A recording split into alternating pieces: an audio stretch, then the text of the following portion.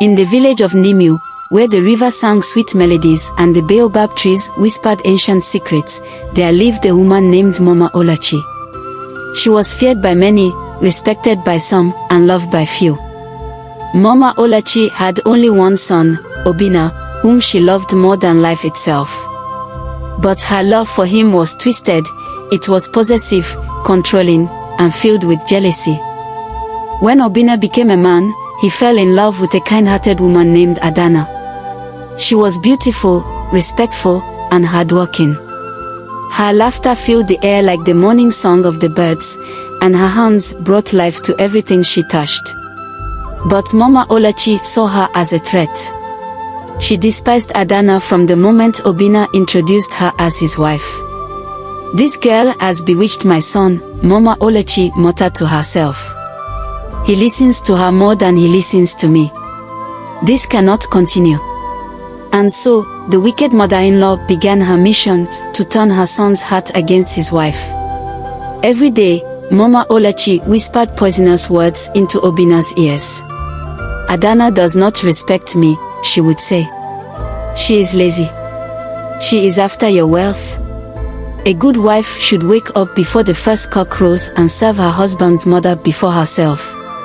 Obinna, who loved both his mother and his wife, was torn. He saw how hard Adana worked, how she cooked, cleaned, and cared for him, yet his mother's words were like a drum beating constantly in his ears. Soon, small quarrels began. Obinna became colder toward Adana. He started finding fault in everything she did. If the soup was too salty, he would scold her. If she laughed too loudly, he would frown. Adana, heartbroken but patient, endured it all, praying that her husband would one day see the truth. But Mama Olachi was not done. She wanted Adana gone forever. One morning, Mama Olachi called her son into her hut. "My son," she said sweetly, "you deserve better. I have found you a new wife. A real woman. She will bring honor to this family." Obinna hesitated, but his mother pressed on. "This one is from a powerful family. She is well-trained, obedient, and will bear you strong sons."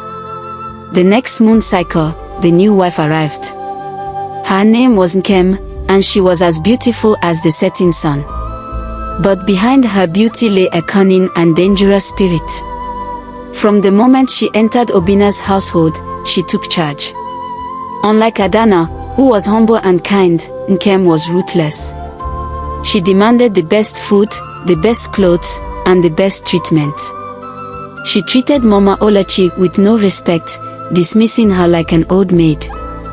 "This house belongs to me now," she told the old woman one day. "If you don't like it, you can leave." Mama Olachi was stunned. "How dare you speak to me that way?" she fumed. But Nkem only laughed. "Did you think I came here to be your servant? I came to enjoy myself. And if you don't behave, I will throw you out like old firewood." At first, Mama Olachi tried to fight back, but Nkem was too clever. She turned Obinna completely against his mother. "Mama, why do you always cause trouble?" Obinna would say whenever she complained. "Why can't you just accept Nkem?" Day by day, Mama Olachi found herself becoming an outcast in her own home. She no longer had power over her son. She no longer had control over her household. The new wife had taken everything from her. One evening, after Nkem humiliated her in front of the villagers, Mama Olachi ran to Adana's hut, weeping. "My daughter, forgive me," she sobbed. "I now see that you were the true wife for my son. I was blinded by jealousy. Please, help me." Adana, being the kind woman she was, forgave her. But she knew the lesson had been learned. It wasn't long before Obinna himself saw the truth. Nkem was nothing like Adana. She spent his wealth carelessly, she had no respect for his family, and worst of all, she did not love him, she only loved what he could give her. One night, Obinna sat alone by the river, thinking about everything.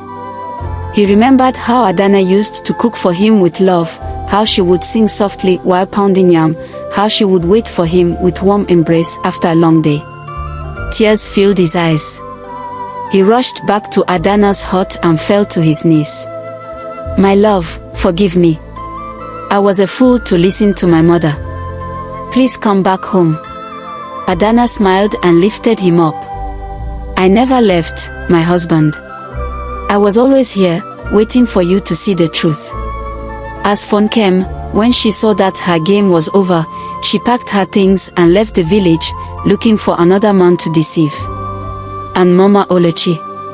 She learned to respect Adana, treating her like the daughter she never had.